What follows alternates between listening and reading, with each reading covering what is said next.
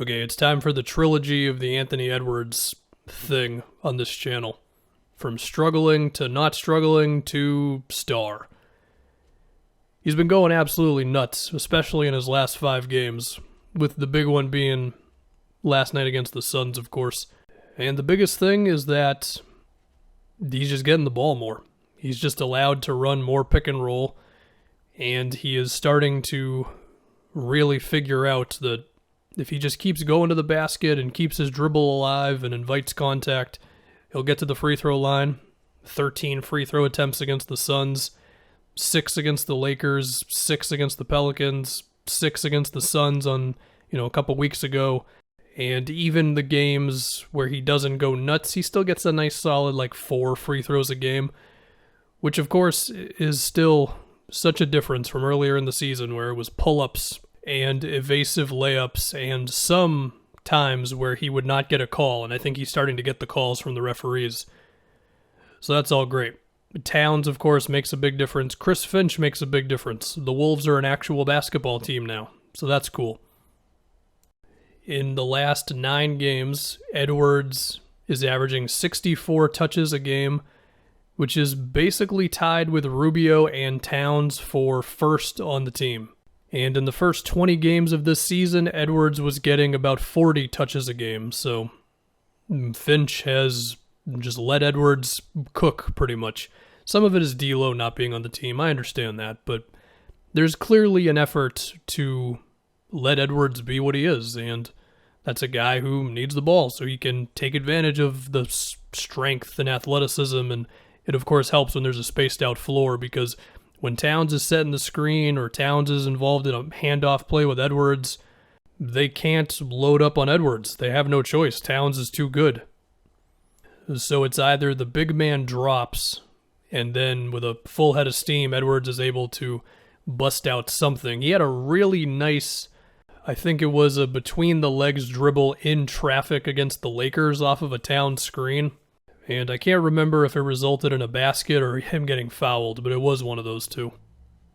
Of course, it's not just on screens. They are still running some off-ball action for him, some cut plays.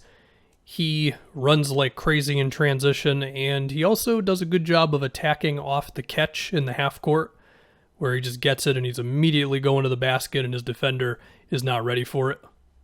And I trust Edwards as a passer as well. I mean, sure, his assist numbers are not huge right now. It's fine. He's 40 games into his career.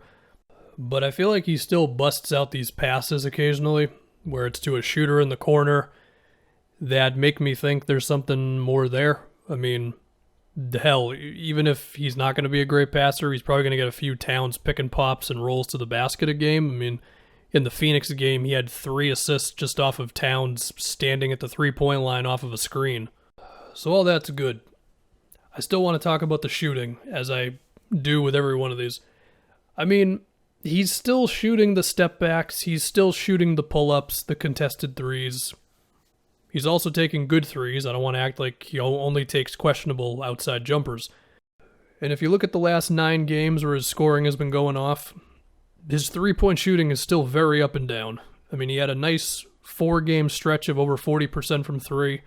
He had 3 games of below 30%. This last one against the Suns, he shot 31% from 3. He was so good within the 3-point line that it didn't hurt him, but this is still a thing. And as I keep saying with Edwards, if he's going to keep attempting these difficult threes, then good luck being an efficient player. Not saying you can't do it. I'm just saying you're making it a little tougher on yourself. Now, it's certainly going to help if he's continuing to attack the basket and getting to the line off of the Towns screens and running hard in transition and all that.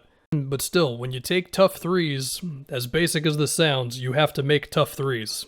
And we'll see if Chris Finch has a huge influence on it. I mean, the guy's coached 10 games, and it's not as if Edwards has suddenly stopped taking these, so we'll see. My guess is he will try to rein them in a bit.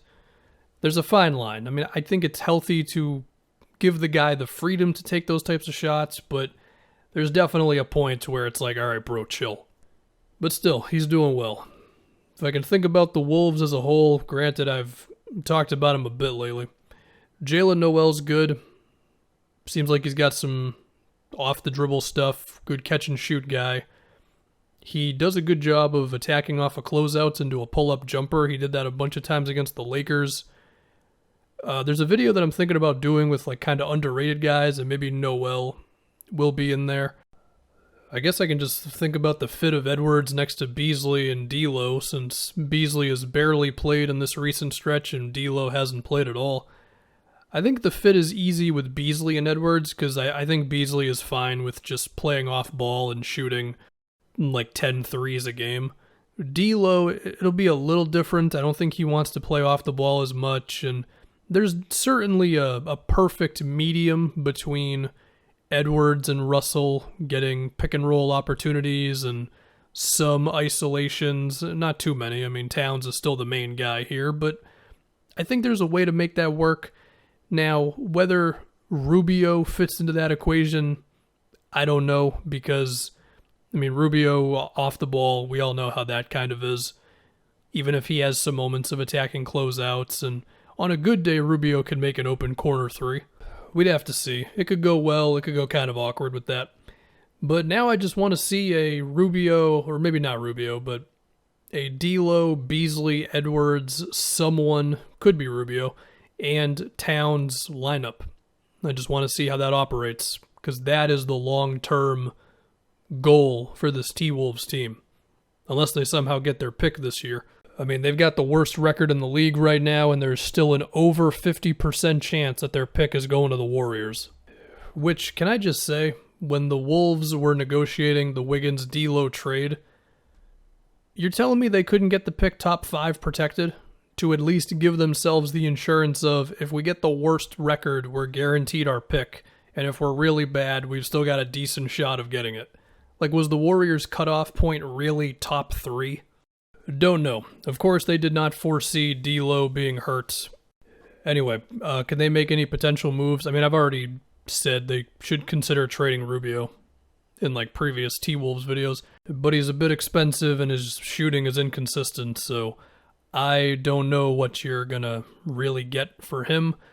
Among all these other guys, between Naz Reid, Layman, Hernan-Gomez, Vanderbilt, Okogie, Culver, maybe somebody would give you something. It wouldn't be anything too wild. There's also a chance that they just need some of these guys for their defense. I mean, Jared Vanderbilt has had some defensive moments. If Okogie's offense can start coming around, and he can be, to me, maybe like a Marcus Smart type of guy. And of course, there's the Aaron Gordon rumor. There's also the John Collins rumor. We'll have to see. You imagine Gordon would be more realistic than Collins. But to get it back to Edwards, he's playing great. And Chris Finch is letting him just go to work a little bit more, and it's going well.